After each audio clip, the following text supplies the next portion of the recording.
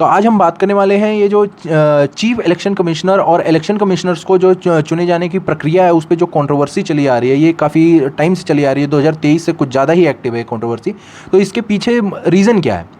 क्या होता है कि जब कॉन्स्टिट्यूशन प्रिपेयर हुआ तो उसका जो आर्टिकल 324 है वो कहता है कि क्या होता है कि कोई कानून होना चाहिए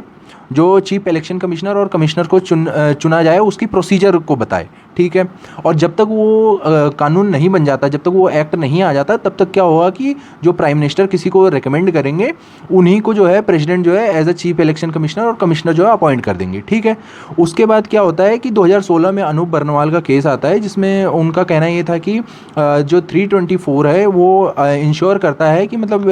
फ्री एंड फेयर इलेक्शन होना चाहिए, और जहाँ पे अगर रूलिंग पार्टी है और उसके हाथ में पावर है कि मतलब वो किसी आदमी को रिकमेंड कर सकती है जो चीफ इलेक्शन कमिश्नर बने या इलेक्शन कमिश्नर बने, तो मे बी इसमें जो है थोड़ा सा मतलब फेवरिज्म आ सकता है, तो ये फ्री एंड फेयर के अगेंस्ट में जाता है। तो इसी के चलते जो है 2023 में अनूप बर्नवाल का जो है केस की जजमेंट आती है जिसमें सुप्रीम कोर्ट ने गाइडलाइन दी कि जब तक जो है कोई प्रॉपर पार्लियामेंट एक्ट नहीं पास कर देती, कोई प्रोसीजर नहीं बना देती कि कैसे जो है इलेक्शन कमिश्नर और चीफ इलेक्शन कमिश्नर को चुना जाए, तब तक जो है एक कमेटी होगी जिसमें प्राइम मिनिस्टर होंगे, लीडर ऑफ अपोजिशन होंगे, और जो है जो हमारे चीफ जस्टिस ऑफ इंडिया होंगे वो भी होंगे। तो ये लोग जो है रिकमेंड करेंगे और उसके बाद जो है प्राइम मिनिस्टर प्रेसिडेंट जो है उनको चुन के जो है चीफ इलेक्शन कमिश्नर और कमिश्नर बना देंगे, ठीक है।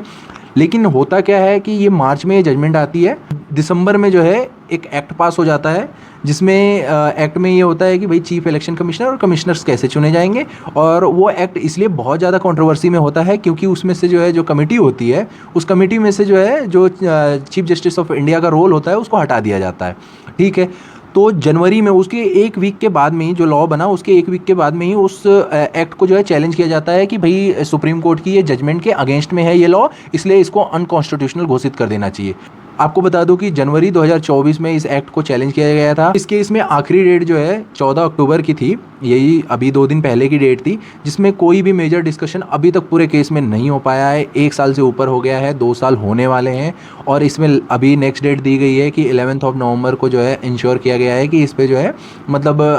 थोड़ा सा एलिबरेटेड वे में टाइम दिया जाएगा और इस पर डिस्कशन होगा। उम्मीद करते हैं कि 11 नवंबर को हमें कुछ देखने को मिले। बाकी आप लोग हमारे साथ बने रहिए, हम कोशिश करेंगे कि इस केस को फॉलो अप करें, ठीक है। Thank you so much.